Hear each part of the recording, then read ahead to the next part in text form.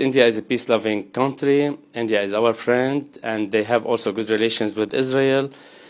So they can and they are actually playing an important role in de-escalating the situation. Great pressure on Lebanon. Israel ने अब Lebanon को तख्ता मश्क बना लिया है और आहिस्ता आहिस्ता जालिम इसराइल अपने कदम दीगर मशरिक़ वस्ता के ममालिक की तरफ बढ़ा रहा है। इजरायली सैनिकों ने साउथ लेबनान में फहराया झंडा, हिजबुल्लाह के मारून अल रास इलाके पर कंट्रोल हासिल करने का दावा। 1 करोड़ आबादी पर मुश्तमिल इसराइल पूरे खित्ते में बदमस्त हैवान की तरह बदमाशी करता फिर रहा है, मुसलमानों का खून बहा रहा है। लेबनान की कशीदा सूरत हाल और फ्लाइट्स बंद होने से कई पाकिस्तानी फैमिलीज बैरूत में फंस गई हैं। हिजबुल्लाह ने पहली बार की सीज फायर की मांग, गजा में जंग रोकने की शर्त भी नहीं रखी। मुल्क सारे देख रहे हैं खामोशी बैठ के, वो इंफ्रास्ट्रक्चर तबाह हो गया, बिल्डिंग्स होता है। ये देखें बड़ी मुश्किलों से जब ये 2006 के बाद ये दोबारा बैरूत बड़ी मुश्किलों से खड़ा हुआ था। अभी वहाँ पे पोर्ट पे एक ब्लास्ट हो गया था ये कोविड के दिनों में, तो और वहाँ पे पॉलिटिकल भी बड़ा केओस है। लेकिन मजाल है कि बड़े और बासर मुस्लिम ममालिक अपने हमसाया बिरादर ममालिक का साथ दें। हिजबुल्लाह के जो डिप्टी चीफ हैं नईम कासिम, उनकी तरफ से एक स्टेटमेंट आया। उन्होंने बोला कि साहब हम लोग जो लेबनीज एफर्ट्स हैं सीज फायर के लिए, उसको हम पूरी तरह से सपोर्ट करते हैं। इसराइल ने कल बैरूत में हमले किए जिसमें बड़े धमाकों के साथ ही मुतअद्दिद इमारतें तबाह हो गई। हिजबुल्लाह की तरफ थोड़ी सी अगर नजर डालें तो आपको दिखेगा कि ये पहला स्टेटमेंट, मेजर स्टेटमेंट आया है जब नसरल्लाह को इजरायली एयर स्ट्राइक्स ने जहां पर 80 बॉम्ब गिरा के उनको मारा गया था। दोस्तों, इजराइल पर हमास पर हमले के 1 साल बाद गाज से लेकर लेबनान तक जंग छिड़ी हुई है। इसमें पिछले दिनों ईरान भी शामिल हुआ जब उसने इजराइल के ऊपर मिसाइलों की बौछार कर दी। यमन और इराक में ईरान समर्थित चरमपंथी भी इजराइल पर मिसाइल और ड्रोन हमले कर रहे हैं। कुछ दिन पहले इजराइल ने लेबनान के अंदर ज़मीनी अभियान शुरू किया, जिसके बाद वहां भीषण जंग चल रही है। भारत में लेबनानी राजदूत रब्बी नर्स ने इजरायली हमले को विनाशकारी बताया है। इसके साथ उन्होंने भारत से इसे रोकने की अपील भी की है। रब्बी नर्स ने मीडिया से बात करते हुए कहा, इजराइल के हमले में अब तक 2100 से ज़्यादा लोग मारे गए हैं और 11,000 से ज़्यादा घायल हुए हैं। उन्होंने संघर्ष को कम करने के लिए भारत से उम्मीद जताई और कहा कि भारत महत्वपूर्ण भूमिका निभाने के लिए अच्छी स्थिति में है। उन्होंने भारत को शांति पर राष्ट्र बताया, जिसकी मजबूत वैश्विक उपस्थिति है। उन्होंने आगे कहा कि भारत लेबनान और इजराइल के साथ अच्छे संबंध रखता है। तो चलिए दोस्तों, इस खबर पर आगे पाकिस्तानी मीडिया का रिएक्शन देखते हैं और चैनल को लाइक और सब्सक्राइब करना मत भूलिएगा। आपके क्या ख्याल है, इतने अरसे में उनको नहीं अंदाज़ा होगा हिजबुल्लाह वालों को कि ये इस तरह से अटैक कर सकते हैं? तो हमने कैसे, वो पहले भी ऐसे ही हुआ था, वो पुल बैक हो जाके ना, तो फिर उसके बाद वो वापस वो रिट्रीट भी नहीं होती। वो एक बस होता है कि बस गए वो उधर से होता गया, गोलगप्पे खाने जो जवाबी अटैक, ये होता है जंगों में, ऐसी टेक्निक होती है।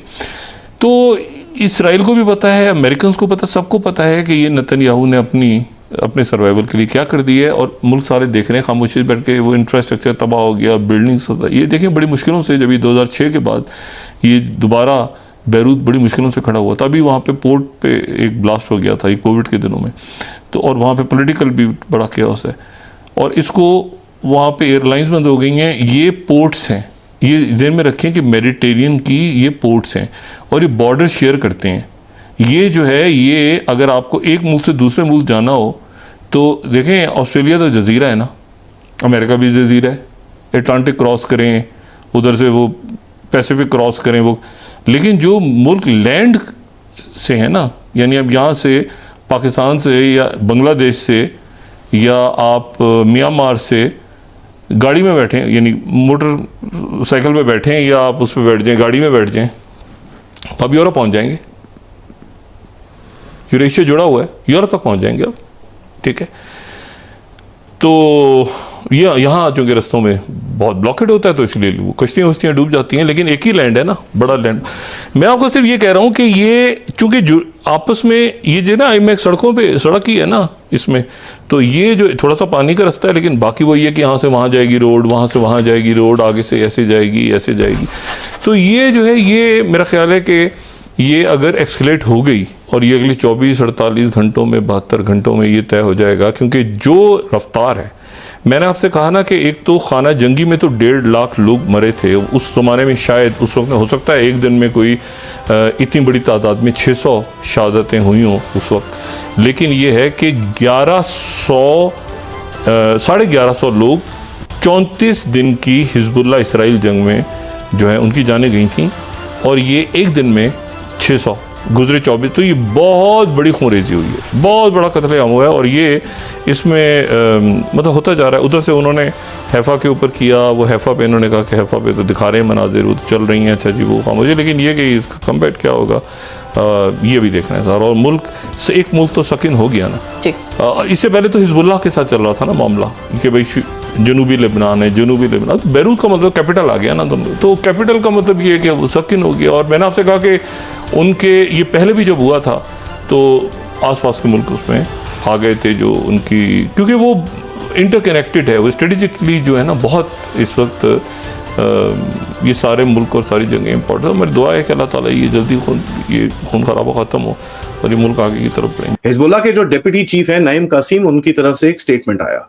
उन्होंने बोला कि साहब हम लोग जो लेबनीज एफर्ट्स हैं सीज फायर के लिए उसको हम पूरी तरह से सपोर्ट करते हैं। उनका एक 30 मिनट का टेलीवाइज एड्रेस था, लेकिन उन्होंने ये भी बोला कि भाई हिजबुल्लाह सबसे पहले इस वॉर को नहीं रोकेगा, सबसे पहले इजराइल को एक स्टेप लेना पड़ेगा, जहां पर कहीं ना कहीं इजराइल को अपनी बॉम्बिंग को खत्म करना पड़ेगा, तब जाके हम कुछ बात करने के लिए तैयार होंगे, लेकिन हम एक अनकंडीशनल सीज फायर के लिए तैयार हैं।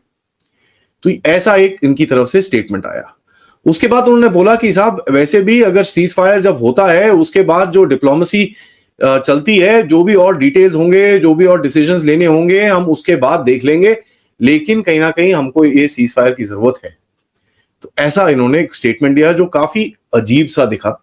जिस तरह से हिजबुल्लाह ने एक बड़ा स्ट्रॉन्ग सा स्टैंड ले रखा है और जिस तरह से इनके अटैक्स कल भी करें, इन्होंने हैफा के ऊपर अटैक करने की कोशिश करी है, ऑल्दो आयरन डोम ने पूरी तरह से इंटरसेप्ट किया, लेकिन कुछ रॉकेट्स हैफा सिटी के अंदर जाके गिरे हैं। पोर्ट के ऊपर अभी भी कोई डैमेज नहीं है। हिजबुल्लाह की तरफ थोड़ी सी अगर नजर डालें तो आपको दिखेगा कि ये पहला स्टेटमेंट, मेजर स्टेटमेंट आया है जब नसरल्लाह को इजरायली एयर स्ट्राइक्स ने जहां पर 80 बॉम्ब गिरा के उनको मारा गया था। उसके बाद उनका जो सक्सेसर आया उसको भी ठोक दिया गया। अभी ये जो नईम कासिम जिसको लीडर मानते हैं हिजबुल्लाह का, उन्होंने बोला कि साहब, उन्होंने अपने आप ही बोल दिया कि भाई अभी हिजबुल्लाह को कोई लीडर फीडर नहीं है, क्योंकि इजराइल ने बड़ा क्लियरली बोला है कि जो भी इस ऑर्गेनाइजेशन की लीडरशिप की पोजीशन में बैठेगा हम उसको ठोक ठाक के बराबर कर देंगे।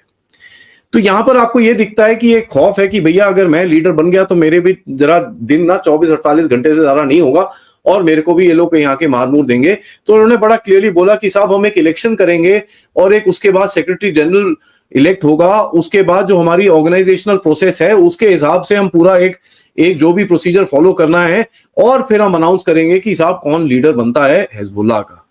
तो यहां पर ऐसा लगता है कि भाई किसी को भी इस लीडरशिप पोजीशन में बैठना नहीं है, क्योंकि सबको पता है 24 से 48 घंटे से ज्यादा इनकी लाइफ नहीं होगी।